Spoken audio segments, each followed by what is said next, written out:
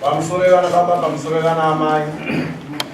Pane inungwa yaiti vreda vendu vachiti nyama ropa netsika dzedu dzechivanhu dzichingamidza nyama ropa kusvika pavaita vana baba tichavakumbira timuchireva nemashure mangu timuchirei nokuno dzichirira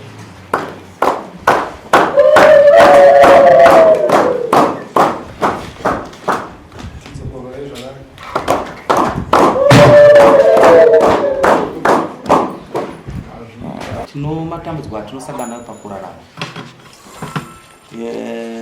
Hakuna munhu ari pamusoro pemutemo, tese tiri pasi pemutemo. Unowana pazvero. Munhu ukaita nyaya yako unokodzera kuramba. Kana unochokwadi unokodzera kuti ubvunzwa kudzokera ubvunzwa kusvika waputsikana. Isi tozoona kuti uri kuramba zvako asi ichokwadi. Tozoona kuti uri kuramba zvako uri tsotsi. Vanoba havasi kuharara chete kana kuno kumusha vari kuvanoba. Vanoita zvakaipa havawaniki kuharara chete kana kuno kumusha vari. Pamuri mese apa munoroema kana kupomba munopomba. Asi anobatwa achipomba musi wendomho. Kunonoka chete kubatwa. Saka chakanaka kuita zvakanaka. Vakadzi musade varume vasiri venyu, idai vakadzi venyu chaivo chaivo. Ende doktore, hakuna kudzidza kuita uteva, pauri uite varume vatatu vaviri. Ukaita sei? Ukaita sei iwewe utadza kuchengetedza musha wakapuwa nomurume? Kana rikaita rombo unodzoredza rombe rani rako. Mukadzi pamba. Mukadzi pamba afana ngobuda asingaoneki pamba panooneki. Mazvinzo kuoneka tete ndakubodai. Ndadai pano padimanikiza ndakubodai. Zvinhu zvakanaka tozvoita musha. Mumba hamugarwa ngemaramba. Unoziva zvoitika nemaramba? Yes, ngaindibvunze uyo anenge mukadzi mukuru. Maramba pana asina ndebvu.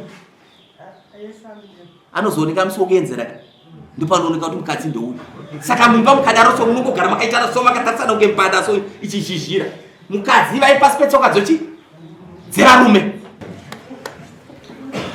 Wakanga uri musi wechipiri kuma11 usiku. Apo murume uyu akauya kuzondimutsa kubasa kwangu inini. Achinditi chenjerera ndaona munhu anga akamira apa inogona kuita mbavha. Yatiza ichiuya kusaidi kwako kuno. Apo adaro andimutsa kudaro akabva anditaura nyaya yekuti mwana wake atizirwa nemwana nomusikana nemwana wake. Saka ndo zvandafonerwa kubva kubasa ndikuenda kusorovha kumba uko. Zvino pakudaro manje uya haana kuziva kuti handa kuzomusiya kubva kundimutsa kwaakaita ikoko. Ndakafamba naye kudzamara akanopinda mumba mangu inini nemudzimai wangu. Ndomera? Ndinotenda manje. Wakanga uri musi wechipiri kuma11 usiku. Apo murume uyu akauya kubasa kwangu inini akandimutsa achinditi ndaona munhu parodha apa azofamba achiuya sekubasa kwako. Saka sara wakangwarira unogona kubirwa. Plus kumba kwangu ndafonerwa kunzi kune mwana wangu mukomana atizirwa nemusikana nemwana wake. Saka ndikumbonosorovha nyaya iyi. Apa ndangokona kuti ndikuudze kuti pane mbavha yandaona apa. Uya haana kuzoziva kuti kubva paakaita kwandiri handa kuzomusiya. Ndakafamba naye dzamara anosvika padhoo pamba pangu. Kudzamara apinde mumba mangu. Achipinda mumba ini ndakakunda kumhanya kuenda kuwindo kuseri. Hakuna mawindo penzi, kune marata chete. Ndakasvikoisa nzeve kuti ndinzwe kuti vanhu ava vari kuwirirana here kana kuti. Ndikusvika kunzwa mudzimai ari kubvunza murume uyu kuti wakadii kuuya nezuro. Sekuti uyu voisi rake ranga riri padenga nokuziva kuti ina handipo. Asi haana kuziva kuti ndakanga ndauya nemurume uyu. Ukanzi wakadii kuti ase? Wakadii kunge wauya nezuro. Hameno kuti semunhu aida kubawo haana kutaurisa zvandikanzwa kuti mhinduro yake akati kudiwa. Kechipiri mudzimai abva abvunza futi, uri kuda kumborara here kana kuti kuda kungoita ubva waenda. Panguva iyoyo manje inini handina kuzomira kuti ndakabva ndanomutsa inini amai vangu kuti mama uyai mumboona zviri kumba uku munhu uyu ari mumba mangu izveso. Saka panguva yandaimutsa mama voisi rakaita serinoenda mudenga nenyaya yekuti vanga vakotsira. saka pakukotsera kwao mama akazonzwira kurefu ndatosumudza voice rapinda zvakare munzeve dzemurume ndopa akazotiza ini ndakunonosvika 10 meters kuti ndinonosunga dhoo kana amai vachiuya akandikunda patisa. Uyu murume akabva asiya foni yake iyi yakadonhera pasaidi komubhedha wangu mumba, ichi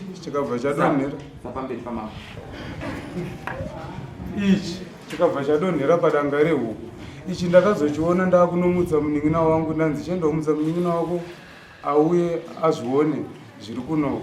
Iyi foni ndo yatikawana iri mumba iyi. Adaro futi ndikudzokera kubasa kwake murume uyu, ndikusvika ikoko ndikutema masola ekubasa kwake, ndikuuya makuseni futi ndichikatorara ini. Ndakangonzwa vanhu vachingoti ndipapa pamba pasha aine mupurisa wanga ainaye achinzi ndiye aita izvozvo. Ndatotaura naye usiku, iye ari ndiye abva kundishungurudza usiku kumboko. Saka handina kuziva kuti chinangwa chake chaicho changa chiri chekumboita sei. Vanopandanza Tinotenda. Tatoda kukubvunza. Tinotenda. Ndobati wakwanya masora. Mapurisa ndobva akuita sei? Ndakatongoya ndichingonzi wasungwa. Ndakatombopa maoko ndakazobvunza kuti muri kundisungirei, nhau yangu ndeyei. Akanzi wakwanya masolo uko kumapast 11 usiku kuti kubasa kwake uko. Ndobva ndati aiwa mira irega ndimutse baba ndimutse amai. Vari kuziziva kuti kuma 11 tanga tichita nezvei, ende zvakare tanga tichita nezvei. Uyu murume uyu ndiye wataitodzira naye panguva idzodzo. Zvakare nhau iripo ndeyekuti kubasa kwake anga asingatenderwa kuti abude nguva idzodzo. Kukavhiridza nyaya yekubasa kwake kuti anzi anga ariko. Iye ari mugadha anosevenza kusvika ma5 kuseni. Nyaya kusada kurwai. Maizwa. Ini chakatika muri musechipiri iwo ndandi kubasa. Saka ndiri kubasa kwekwe pane pandochengeta ndogata ndandakatoandakabva yangu. Saka ini chakaita ndikuti ndakanzwa mafootsteps kubasa kwangu. Ndakaticheo pandakachewa ndasunga ndine kabvunduka ndichimhanya bozi ini ndasingazotaura pana pane changu akabata.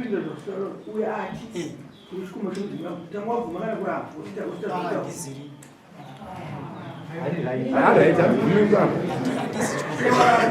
ndopa ndikuchitaura manje pamusoro pangu ndiri kubasa kweke ndatoa ndakabva ndakatora. Saka inini kuma11 ndakawanzwa mafootsteps atosvika pazviri pandakati cheo bozi pakati pakata deep night ndokubva ndatosumuka nesimba ndinanocheza mini pawi kuna abi yangu. Saka pandakashidza abi yangu tizapoti bozi tinogara ite distance kuno kwandoshanda ine kunogara wangu pane ka distance kunga nearly half a kilometer andozvona. Saka pandakashidza abi yangu kuzodzoka ndikaona pasina munhu andozvona.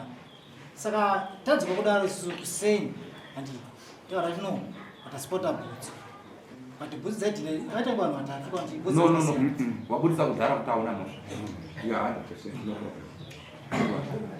100% tokanya Right, mom. Foni yakadzikwa. No 80 zvakamira sei Ndezvani. foni iyi iri apa ndiyangu neiti. Saka chakaita ndikuti ini pandakasumuka ine force yekusunga ndabvunga kuti no movement ndechi ndogona kukwadza pana ndinondoshidza yangu ndakasara Zvakasara pani mumba. ayo basa kwangu Ndokwa yakaita kutora zvinhu zvokubasa. nokuti mishini yanga asvikira ndifunga waida kundibira masola yangu basi pana mumwe asina kusunga pana mumwe aita seyakasunga ende pakuta kuti pana chakawa masola hapana kana chikatombo masola yangu yese ani une imwe nguva here wakambosakana nemukomana kuti ngwara zvina zvinoita zvakanaka. maticha Une imwe nguva here wakambosakana nemukomana ukati ngwara pano zvisiri kufamba zvakanaka. andobvira namboonana naye. Une imwe nguva here wakambosakana zvinhu zvipabenyu pangu kusangana zvo ndichizviona unozviziva here? ndotati zvinhu ndezvangu Wakapedza kutanga ndipafoni? In fact inini wanapedza kutaura nainini mundingirini wanapedza kutaura nainini ayo ndotandingoya ndingatirei wanapedza naye kutaura pafoni usiku wangu wirikidzi Tinovimba here kuti paunogara pano masora? ndizvozvo Mukomana uchi chaakapwanya namasora yako? ayo masora anatobvati hapana kana chapwanyira kawo Hapatorina kana wakati kwati. Mashika akaita nini? Kana tongora tengwa nini? Yosinda pachikonso kosi vana vamwe. Saka mukomana chikanga chiona toti imhoti ida kuparadza. Inini semafungira. Ndio sanduti wewe. Imhoti kai. Ndizvo. Iwe wada kuparadza zvinhu zvomunhu wakaipa Ndachida kubvunza. Mudzimai wovava munomuziva? Tinongoziva pakungoonana. Munombofonerana naye pafoni? Aiwa ndifoni. Ko akauya mudara achiti munondifonera uye muri chikomba changu. Munochitambira sei? Akafona wachitenda kumakafonera. Anonyadzi bvuma kuti No. Chiregerai. Nchete.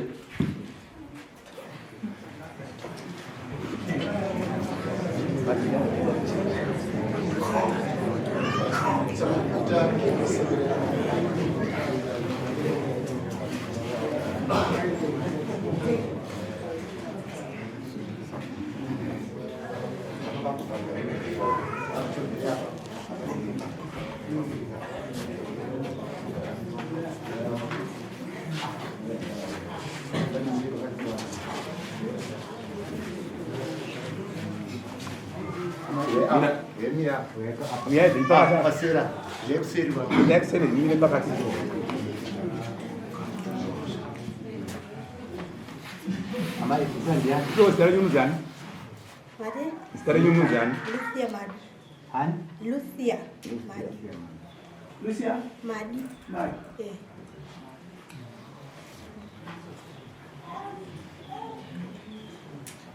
Right, amai. Muri pamberi pamama. Panoda kutaura chokwadi. Ndizvo. Munofanira kupika kureva chokwadi. Munofanira kutakamana wiri pavanhu vaviri. Nogda. Musaitaure muchidaro. Panozvadaro. Musaidaro. Inguva ipi paakasvika uya achikunokera mbama? Akasvika kuma11.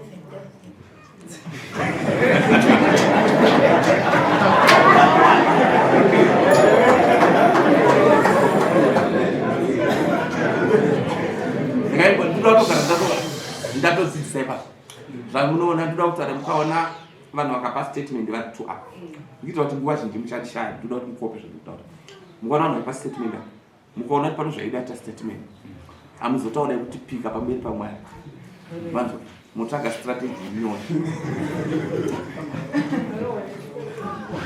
right paakasvika achiti uya tiite bonde wakati kudii Ndakatanga ndamubvunza kuti akatanga anoka. Vandati ndiani? Ndobvati ndini. Saka ndakati pamwechi murume wangu auya kubva kubasa. Senguva dzanouya manheru, nguva dzisanoya chero nguva. Ndobva ndavhura dhobho ndadzokera kunorara. Pandasiyekwa ndiona kuye munhu uyu auya sei? Ina ndidanane naye. Vandati kwimimi mauya sei zvika ndatouya.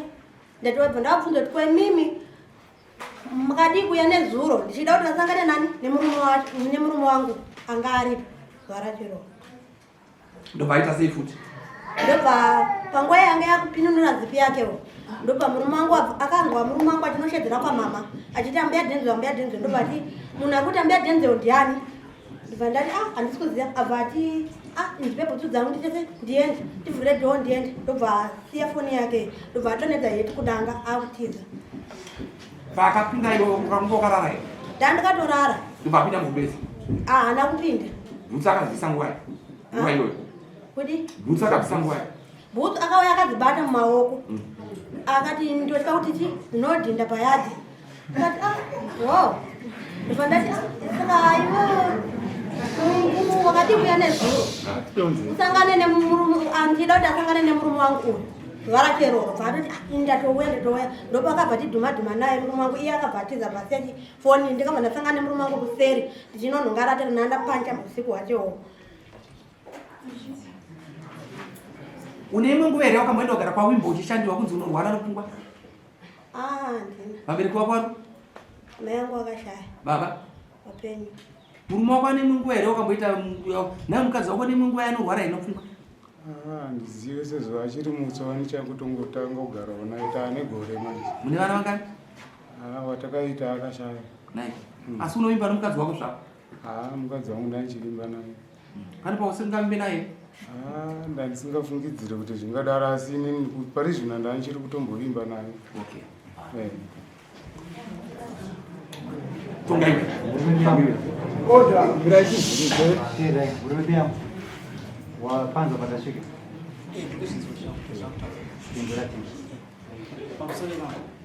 Inini kuti Pindura zvatsanangurwa nama. Zvataura ndizvi apana kuziva. Inini kuti nekudaro kuti nditozoziva kuti foni yanayo ndaitresa bhutsi yemukomana. Ndina mabiyango wandoshana naye. Saka tasvika pamba pacho. Tasvika pamba pacho. Tasvika pamba pomukomana. Akazandi ari foni kana kuti tasvika pomukomana. Takubvunza kuti unokwaita basa. Uyu akabva zviramba tina ai bhutsi atindi yasvika panapa. Haisi bhutsi yako yatano kuti dzinofanana. Andozvona. Dzinongofanana munhu ainogadzira nini chete tataura ipo. Saka takubviti koro mukomana tino maberi mukisa ngati naye. Mukomana uyu akabva aramba kuita sekusungu. Ndopa akabva atoumisa zvedzayo ndine zvakati zvakati. Indi ndobara toziva kuti noti alright. Saka zvinhu zvangu zvati kutsvaga izvi. Alright. Unogara mumakamba. Mumakamba. Ndiani mumwe munhu anogara kuBetway? Anogara pamapa. Padapa. Simudza imese. Sunga imese. Right. Ndimunobva kumwa chete mese. Ndimunogara novana. Ari kupeka ari pakati. Anorwara nobread. Muna mumwe wakarwana nouyo. Kuna mumwe wakapopotana naye. Ukamborwana nouyo. Andisati. Ndiani wako? Ndichomora ndisawi. Sawa. Munoseka mese muchitamba mese? Ya, tinotosika zvitamba.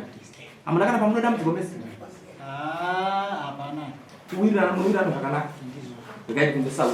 Sawa loko pakagona ikanoti chokwadi kana kuti munikurewa nomukadzi. Musore changa. Apa rungunzvika zvake chokwadi chete wanokadzi ndichosho. Nai, samira wako. Takatomufosi ndikatosvaka kana pakwazi nokuisa usini. Yatomutsvaga wewe kuti akabva totiza. Samira wako. Mudze samira kuti batize. Alright. Garai basi. Kubaida ndo zvatu wewe uchati kumbisa. Stop. Ayu garai opet. Ndoda kuti. Pana takadaro wanga zvanditaura. Ingomimba nemurume wako. Mwana ani chipo chinobva kuna Mwari. Titese. Siyana nezvakawanda. Iwe imba nomukadzi wako. Uitsotsi. Uyo ndisawira wake apana anogara jena yatambudza kuti munowadzana zvakadii patatoona kuti mutasi yangatize mumonite ngoro ndonomonita munhu yeye koza akunya kujudgment ida murume wako sezvaari wazvinzwa ashupika aite kugara adi ngoramba uri paari mwana anobva kuna Mwari chipo chobva gara akumira judgment kuna mambo iwe iri amaya pamusoro mambo vese vauya uchikukura padiya madzango mwana inini kwa mundu andinde because great isusu makamba kumwasho saka unogara kwamakamba unomwera anogona kukupurirawo unomwe anogona kukupurira vese vari muno mundu ichikama ndati unomwera asiri ava anogona kukupurira ari asara kumba semunongo wo yani wako ndisawira kuti ukantumwe toshanda naye usawira anonyepa ndozvatoda vamwe cheta ndatisawira uyo anonyepa ndinofunga vakunyepa pakutaura bati ndino vamwe chete oraitira tikupe nguva uya musi wa8 nasawira wako asiwe uya wazvinzwa ndizvo zvedu musi wa8 right pane nyaya ndaungokuudza mhosva yako yanga ichitaura kuti unofanira kubhadhara umbetu sinzi usina kuzodya muchero pakati asi kuenda pamba pasiri pako asi kana yauya musi wa8 tikaiita sezvatinoita tikaona tikatarisira nezvatasangana nazvo nanhasi tikukurwa mwembe 5 tosangana endavo wazvinzwa endavo uye nemari yedati imi mauya mese nhasi uyai futi vauya nhasi wedzera ifuti kuya novamwe futi vanoziva upo honyai iyoyo yatore wake wanaye asi ndakuti pa judgment musi wa 8 ndikenda kuwana ndoda kumba kwa bozi wa times ra munhu wanzo zvandataura 5 times 3 15 1500 kana date rwasvika pasina change wasimudzirei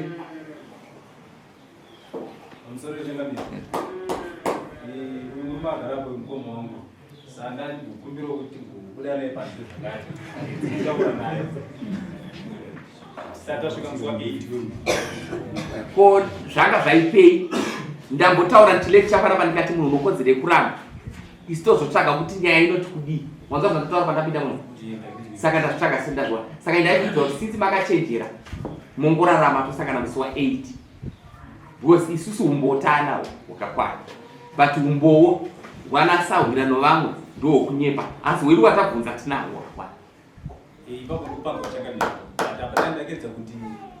kana uchikwanisa tanga wabhadhara $20-30 tigone kuenda panze because matoramba kuwirana neni akuna kuwirana negere because tosangana musi wa 8 kana pasina bhadhara $30 then we talk